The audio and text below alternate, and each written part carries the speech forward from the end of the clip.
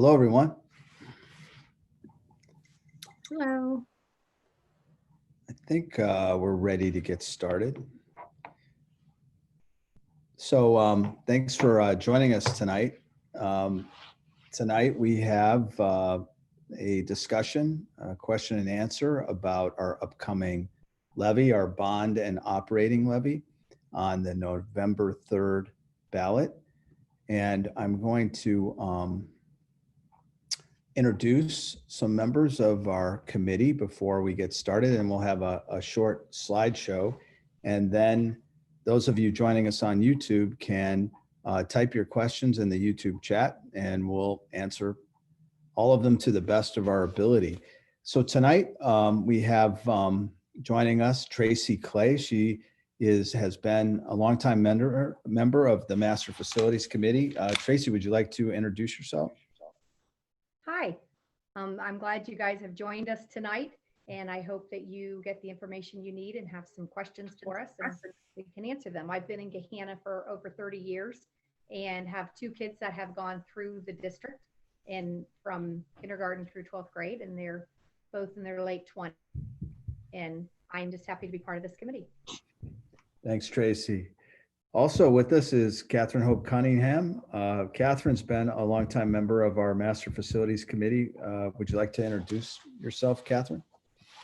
Sure. Hi, everybody. I'm Catherine Hope Cunningham. I have a 7th grader at Middle School West I'm involved in the PTO there. Have been on the Master Facilities Planning Committee for about 5 years.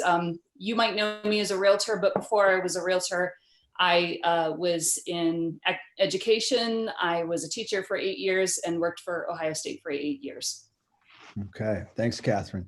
Also, our high school principal is here tonight, Jessica Slocum. Jessica, would you like to introduce yourself? Good evening, everyone. Thank you for having me. I'm Jessica Williams. I am the principal of Lincoln High School and very proud of the work this committee has done. Thanks for being here. And also with us tonight is Scott Lofton. He's our business manager. Scott, would you like to say hello? Good evening. Been with the district for 4 years, have lived in Gahanna for 15, and have been proud to be a part of this committee. We've done a lot of good, hard work, and look forward to giving everything out to everyone tonight. Thanks, Scott. And also with us is Mike Verlingo, our treasurer. He's been with us for a few months. Mike, would you like to say hello? Yes, good evening. Mike Verlingo, been with the district since mid-January. Very glad to be part of the Gahanna community. Thank you. Okay, thanks, Mike. And moderating the questions tonight will be Jill Elliott, our assistant superintendent. Jill, would you like to say hello? Sure. Good evening. I'm Jill Elliott. I have the privilege of serving as the assistant superintendent in the district. This is my 4th year in this current role. I've served several other roles in the district. I also grew up in Gahanna and graduated from Gahanna Lincoln High School, and it's been an honor to serve on this committee. Thanks, Jill. I'm Steve Barrett. I'm superintendent, and what we'll do is we'll do a brief slideshow. I'll share my screen at this time. It shouldn't take too long to go through the slideshow, and then we'll get to your questions. For some reason it's not working for me. Sure.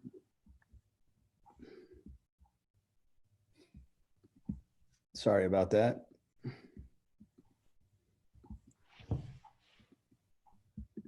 Let me just pull it up here.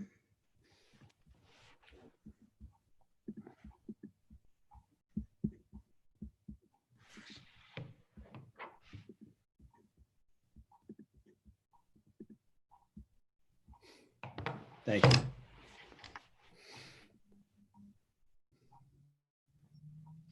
Okay, so we'll get started. We can go to the next slide. So we began this journey. The committee actually existed long before I came to Gahanna in 2016. But what we did is for the first 2 years I was here, we worked on our master facilities plan.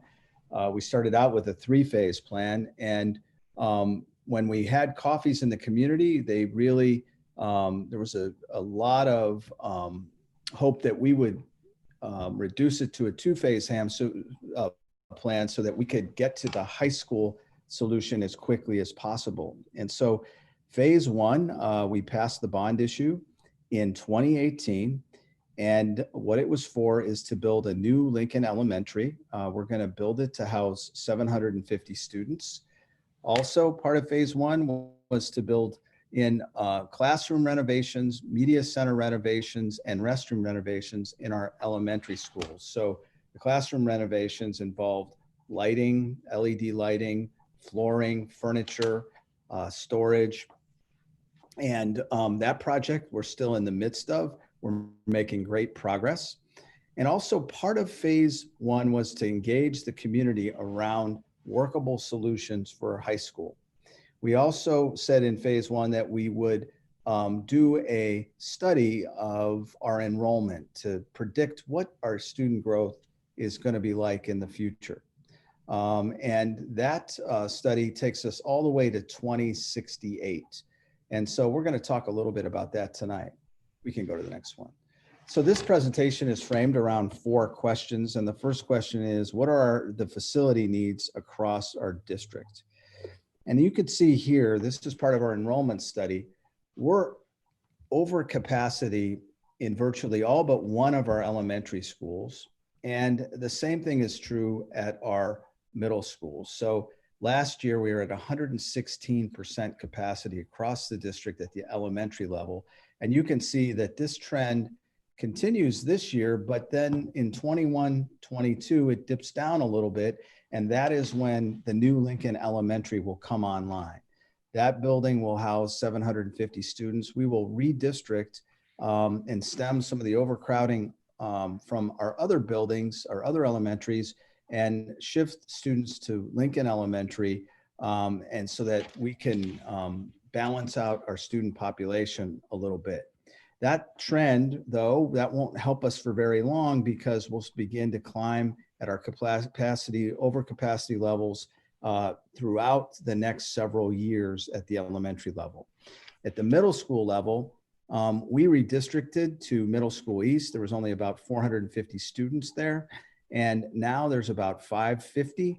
And at Middle School East, we now have more of a balance with Middle School South and West. South and West were pushing at about 640 and things were out of balance. So that's helped for a while. But as you can see, we're going to quickly climb in our numbers at the middle school level, and we'll be over capacity at 120% in 25, 26. At the high school level, it's kind of curious. This number here is really represents classroom space. And because of Clark Hall, we have enough classroom space for the next several years. However, there are lots of ways that we are over capacity in our high school. We don't have enough room to house all of our students in the cafeteria. So our juniors and seniors go out to lunch. And this video shows what a class change is like during the school day.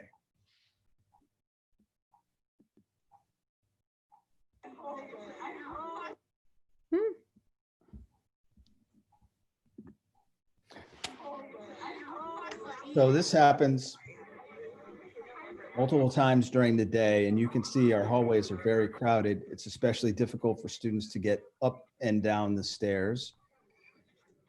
Mark Lowry in our TV program and his students did this video, and it takes about 3 minutes to get from the 3rd floor to the, actually it's only 2 minutes to get from the 3rd floor to the 1st floor, but then students have to traverse all the way across the building in many cases, and they can be late for class.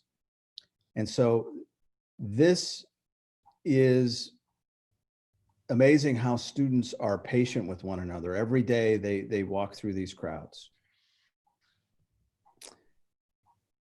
So when we talk about high school capacity, we're not just talking about classroom space, we're talking about building logistics, moving from one side of the building to the other. We're talking about safety and efficiency.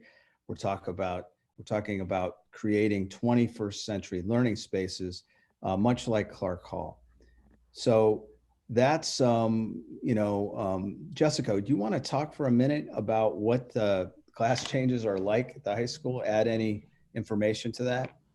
Sure. That video was very telling. As I watched it again, you probably didn't notice, but the stairwells that the students are accessing, those we've had to turn them into one-way stairwells. So one way up, and then the other stairwell on the other side of that building is the stairwell down, because our students cannot travel up and down the stairwells together, because they're just not large enough. As you could see, we were kind of packed in there. The other thing is, we do have students who walk outside in our gated stadium area to traverse back and forth from classes to help alleviate some of the crowding in the hallway. But as you can see, it's not much. And in the winter months, everybody elects to stay inside and get from class to class versus moving about outside. But again, it creates those crowded stairwells, which is not very safe, because if an emergency happened in the stairwell, while that many kids are occupying the stairwell, it can, it makes things very difficult. So our kids are very, as Mr. Barrett said, very patient with one another, because, there's only one way up and one way down in order to keep the traffic flow moving as much as possible. Thanks, Jessica. The other factor here on this slide is that students now cross the street to Clark Hall, and especially in the winter, it can be dark, and many parents in our community conversations just didn't like the idea of their children crossing the street. It's a very big street: Hamilton Road, Havens Corners, Granville Street. And so we'll talk a little bit about that later. Our second question in the presentation is, what are the recommendations from the Master Facilities Planning Committee?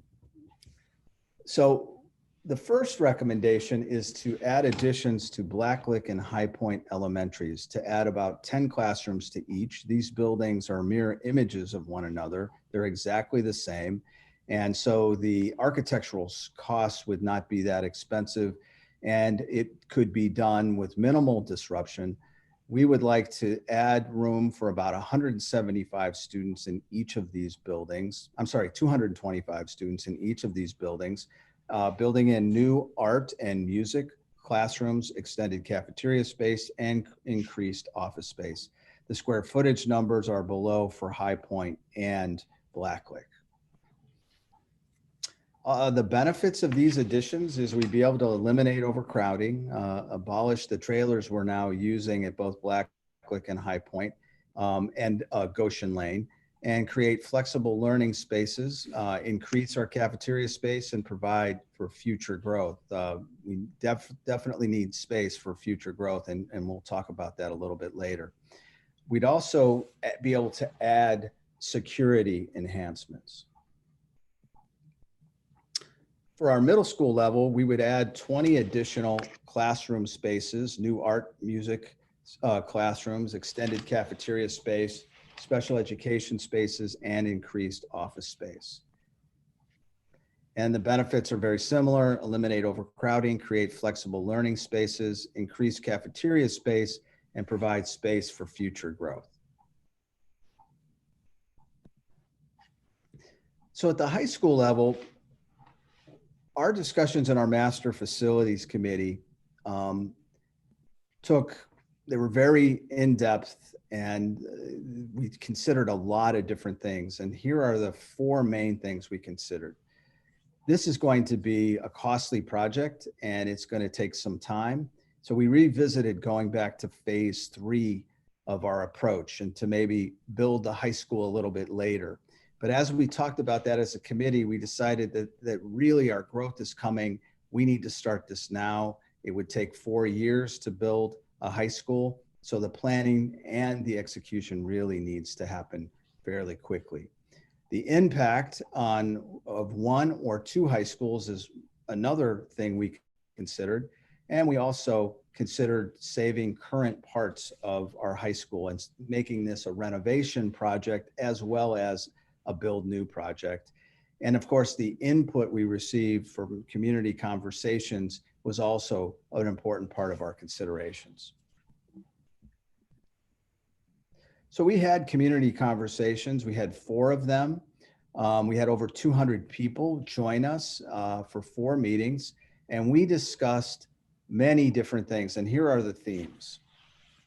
So what came out is folks suggested that we build one new high school on the current site. So there were folks who joined us in these meetings who thought we really should be a 2 high school town. And when they began to talk with people at their tables, and each table kind of created their ideas and presented their ideas to the whole group, they found out that in order to build a new high school, we would need land. We would need to staff it with extra staff. And one of our treasurers, Steve Vasic, did some numbers on that. And he suggested that it would cost about 1.3 million in operating costs per year, even if we took some current staff from Lincoln High School to a new high school. But the biggest stumbling block was we would have to renovate the current Lincoln High School, which would be very costly, tough to do while we're having school, and we would never be able to make it look new. So the equity of the 2 schools would be lacking. We'd have a brand new school and a very old school, and it just wouldn't be equitable for students. And that didn't feel comfortable to members of these groups who joined us. Also, suggestion to design a state-of-the-art campus-style structure designed for 21st century learning. Also, we wanted to, we heard that, including a performing arts center with athletic spaces and an athletic field house was important to the people who joined us in this conversation. Incorporating extra vocational options on the high school site was also important. We know we have a great, and folks know we have a great relationship with Easton Fairfield, but not all of our kids want to leave their hometown high school and travel to Fairfield County to do a vocational program. They want a high school experience with their friends. And so parents thought if we had more satellite programs from Eastland here, like our architecture or bioscience and our teaching professions program, that would be great for kids. And then the last thing we considered was the safety enhancements. Crossing the street to Clark Hall, as we mentioned before, crossing Hamilton Road, especially in the winter, many parents felt it was dangerous. So building on this campus where we are now was an important idea people expressed. So the high school recommendations for the committee are as follows. We expect to hit our peak enrollment at 2,800 students. That's 600 students or so more than we have now. And so here are the recommendations to handle that increased student population. To build a 400,000 square foot single site building, to create a wonderful performing arts center, to create an athletic center with field house, to expand our cafeteria space, and to create additional vocational programming, and to create a high school with approximately about 130 state-of-the-art classrooms, and to create ample parking. Right now, parking's always an issue at our high school, and having enough spaces would be really important.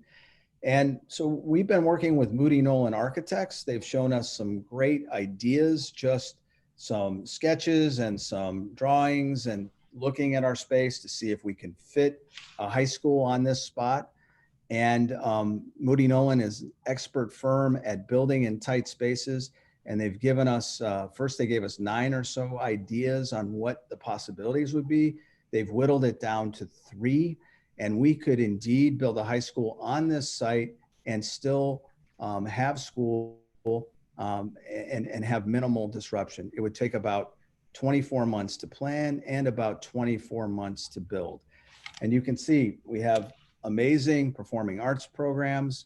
We have amazing athletic programs, vocational programs already. Adding to this, enhancing it, creating even more of an economy of scale high school would be something that folks would love to see.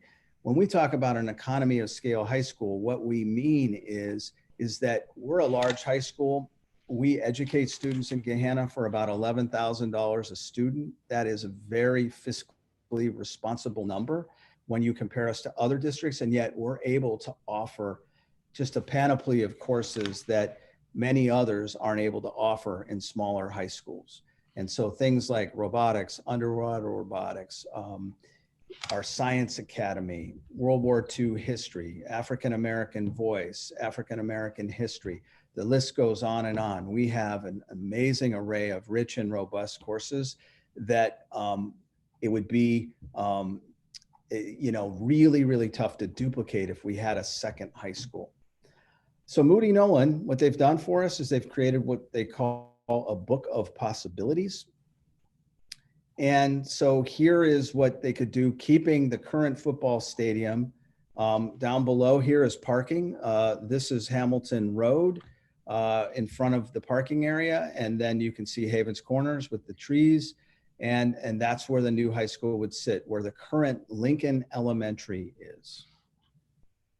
These are just mock-ups. They're just possibilities. We haven't settled on anything. We, of course, would want to deliberate and have good discussions with the community. If we have permission to go forward with this project, the community will have a voice, and we will, sit down and have groups of people with charrette paper and sort of sketching out what, would be inspiring to our community. And so here's just one mock-up of what could be. So the next question in our presentation is, what is the cost of this recommendation? So for the elementary level, the cost is about $20 million.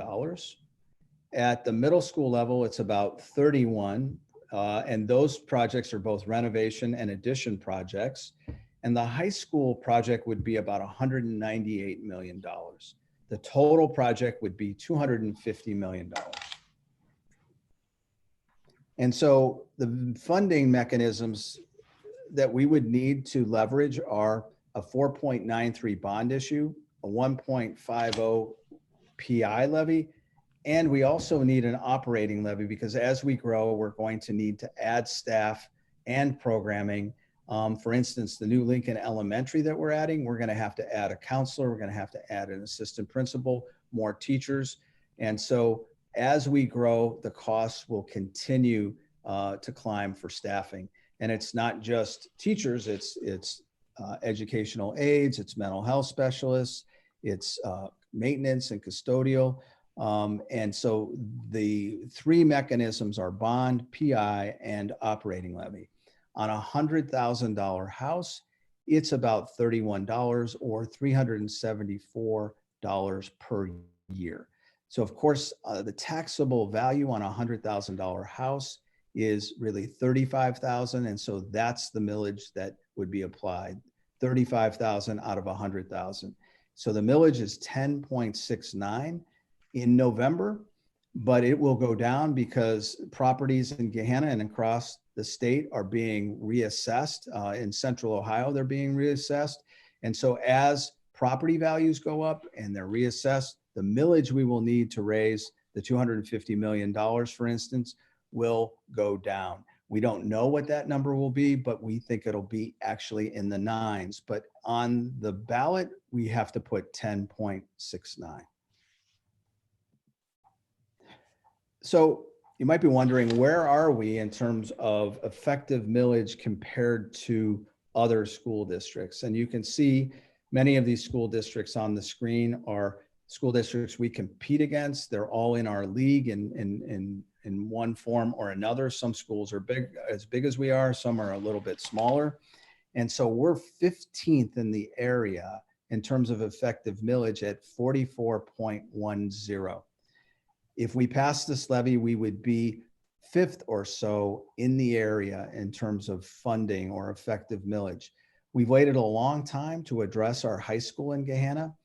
And the problem with that is costs have gone up. It's become more expensive. Building costs in Central Ohio right now, they used to go up about 3% a year. They've been going up 3% a quarter. So the square footage price of commercial and public investments have skyrocketed. And so it's definitely gotten more expensive, and the longer we wait, the more expensive it will be. So Jill, could you go to the next slide with the 35 There you go. So Mike Verlingo is with us tonight. He's our treasurer. So I wanted to show you a slide about what the assessed value on a home is and how the funding mechanism works. Mike, would you like to talk about this slide? Sure. So the value of your home, I mean, there are different values that, people consider when they think of their home. There's market value or sale value if you were to put it on the market. There's the assessed value, which is what the auditor assigns, the county auditor assigns as the value of your home, which is in most every case less than market value. And then there's taxable value. So the assessed value in terms of what's assigned by the county auditor for a $100,000 home, you multiply by 35% and that would equal the taxable value. So if the assessed value is 100,000, it's the taxable is 35. If it's 200, it becomes 70, etc. If you divide that amount by 1,000 and multiply by the amount of millage that is being requested, that equates to the amount of tax that you would pay on an annual basis. So that's how we calculate the $374 per year in increased tax for a $100,000 assessed value home. This does not take into account any homeowner or homestead rebate that a taxpayer may be receiving. So you may get a slight discount off of that. It also does not account for different, if, for example, part of your property is assessed as agricultural rather than residential, there would be a different rate applied so that you would also pay less. The best resource would be to go to the county auditor website. There is a levy calculator as one of the tools. And if you key in your address, it will show you the actual cost for your individual home that would be assessed based upon the millage being requested. Okay, thanks, Mike. Jill, could you go to the renovation slide? So this is one of the things we discussed in committee, and I know Tracy was very passionate, and so was Catherine, about this slide and the exercise we went through when we tried to consider different parts of the high school we might keep to cut down on the costs of getting to our 400,000 square feet. It's really necessary to have that kind of size of a building when we're building for 2,800 students. So Tracy and Catherine, did you guys want to talk about this slide and what that experience was like? Yeah, I'll start off. That night of meetings, we were meeting every Monday for months to talk through this. And as we were going through it, it just came to the realization of how expensive this was going to be to have a new high school, plus do the renovations for middle schools and elementary schools to make sure we had enough room. And just being somebody who, I'm married to an accountant, and so money's always a huge issue. And I just thought, renovating is cheaper than building new. So could we just look at renovating? Because we did talk about, pushing the high school off and going to 3 phases. And we realized that wasn't a good idea for many reasons. If you want to know that, you can ask questions in the chat and we can answer that. But for this renovation, I just kept thinking this might be the solution. So we were thinking we would like to just renovate a 1/4 of the high school and be able to demolish and build 2/3 new. And the first plan they brought to us, it was still super expensive. So we decided to try to go half and half, and then we ended up with what you see.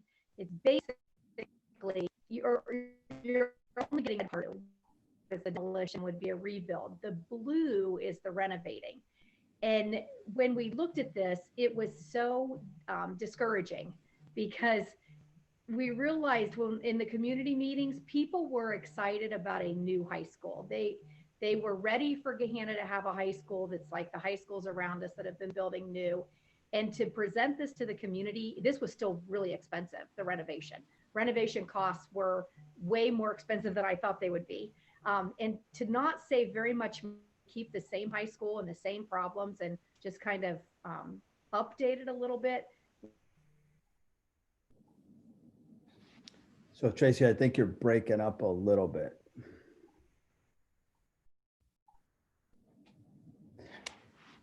So I think Tracy might be frozen. Catherine, did you want to say anything about this slide? And it's definitely not what you wanted. Okay. Catherine, did you want to say anything about this slide? Thank you, Tracy.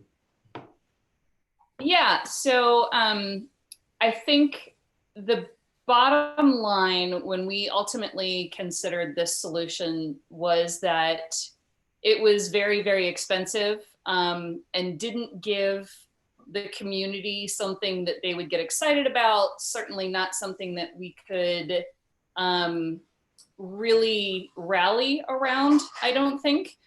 And the other concern was that it was not addressing some of the biggest challenges that we have right now, which are lost instructional time due to the very crowded stairwells and the very crowded hallways. A renovation is not going to solve those things.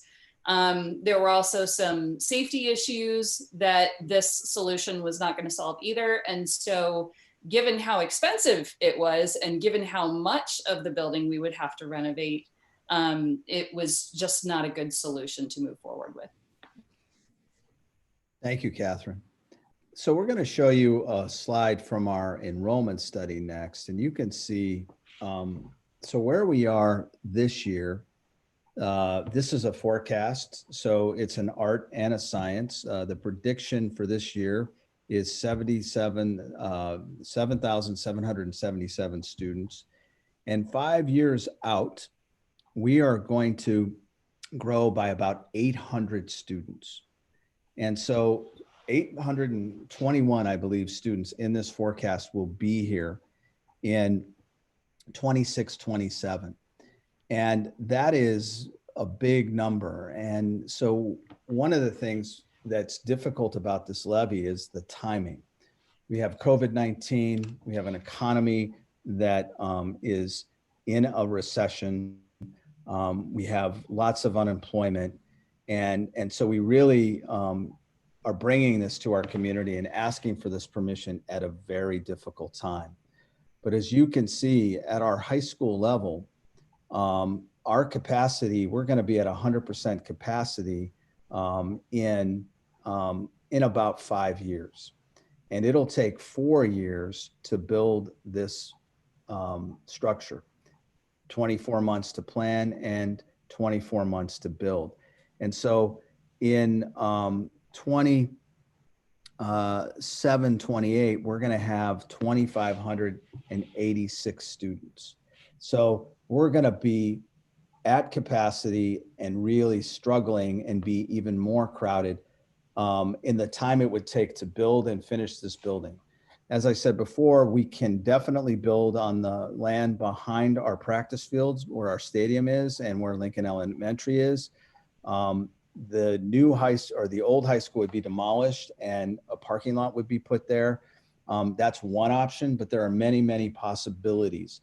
The key is we know we have room to do it. We know we can do it with minimal disruption, and we know we can do it in about a 48-month period, which, we don't really have much more time than that. And at the elementary and the middle school level, the capacity issues are already upon us. They've been upon us for the last several years. So when we answer the question, why now, the kids are coming, whether we put this on the ballot or not. And so we want to be prepared and we want to ask the community permission to do this work because it really needs to start as soon as possible. So I think we can go back and answer questions folks might have, and we'll do that as a group. We're ready for the first question, Jill. Okay, so right now there's just one question and it says 24 months to plan, 24 months to build. So 48 months from start to finish post levy approval, question mark. Yes. And so if this passed in November, we would leverage December and January, the rest of November to start planning, to look at different architects, to go through the bidding process there. And we would start planning right right away. It's a big project. It will take a lot of time. I think, we could do it in 24 months. I don't think we could do it any sooner than that. No other questions at this time. Okay. Does anybody on the committee want to add anything that maybe we left out? Okay. This is Tracy Clay again. I just want to add, I'm a member of this community. I used to have kids in the district. I failed to mention at the beginning, but I teach in the district at Middle School West. And I just want to say that it was a hard decision to feel like we were bringing such a big ask to the community at a time like this. This ball started rolling long before COVID came around. And when COVID came around this past spring, we couldn't put the brakes on it. We already had to apply to put the levy on the ballot. You had to go through all these steps. And it was really, I don't know, it was discouraging because we felt like maybe we were doing something wrong to bring it before the community. But I like how Steve says that we're asking for permission, because we really are. As a committee, we're not pushing this. We're not pushing it in a way that we want to force it on the community. It is truly your decision.